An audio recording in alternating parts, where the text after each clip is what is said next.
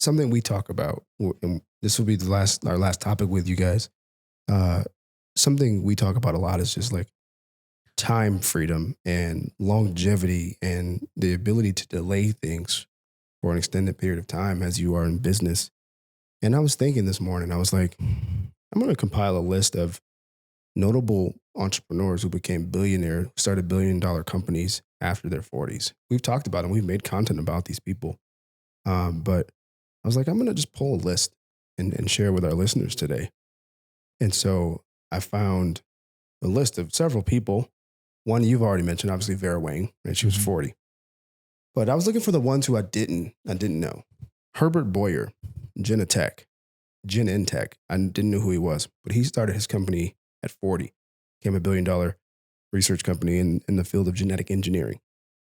Linda Wyman, we know. Henry Ford, Jeffrey Brotman. I didn't know. This is the guy who started Costco. Oh, wow. At 40 years old. So Costco was killing it.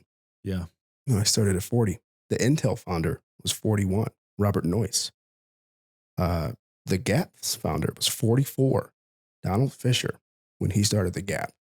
Lululemon, Chip Wilson, 42. Martha Stewart popped off when she was 41. Shout out to Martha, still around and kicking.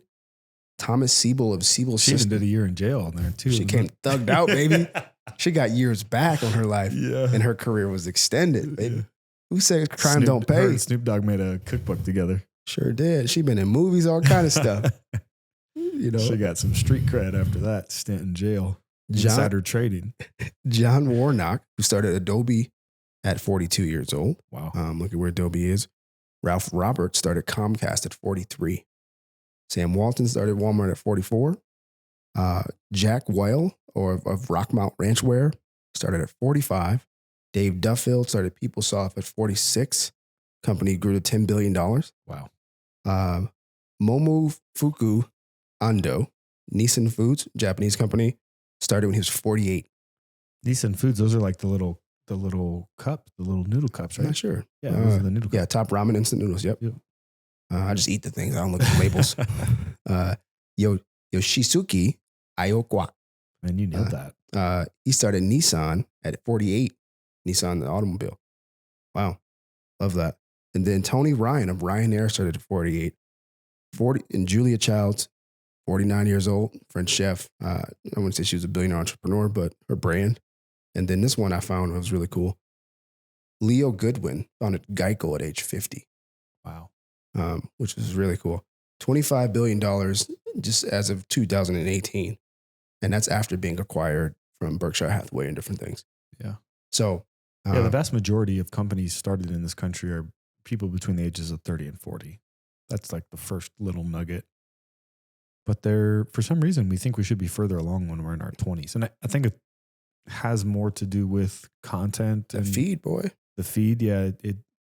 You have that feeling that you're not doing enough or good enough, and who even knows how real that is. And some people might find a ton of success in their early 20s, but it's very rare in the grand scheme of things. Yeah.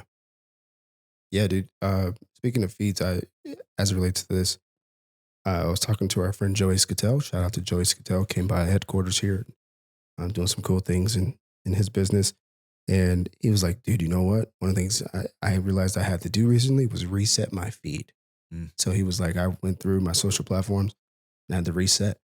And why I bring that in is because why are young people so vexed by time? Well, all they consume is constant. First of all, there's no time in breaks. Yes. So you're going to feel like you have no time. And then second, all of the wisdom you're getting is probably not as much wisdom as you think, because the people who you need to be getting wisdom from aren't really making the content that's feeding you your steady diet of content. So yeah, and there's that weird phenomenon where if you talk about something or you watch other people do it, you get the same dopamine hit as if you're doing it yourself. Mm-hmm. And so it puts you in this weird state of, you know, not feeling like you're doing enough, then like having some satisfaction from watching other people do it and then talking about it and then not actually taking action. And so there's times where, you know, I'm not in my feed as much because I'm so busy. Right? It's because they're actually doing the work and creating content. Right. I haven't been on my feed for the last hour because we're doing this podcast, right? So go do the work. Go do the things that you want to do and invest in taking the steps to become a better entrepreneur. If you're in your 20s and you're just getting started, like just do it. Your first business is not going to be your last business. That's for sure. All those people that we just named, I guarantee you that they had other things that they had tried or dabbled in prior to that and then kind of stumbled into, okay, this is the thing that I'm supposed to do. Yeah. And also many of them too held professional roles before transitioning into their own operations. Yeah, they're getting real world experience, business experience.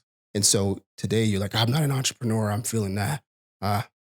Actually, go be an entrepreneur, develop some skills, get a network, get some resources, and then give your project later on some legs.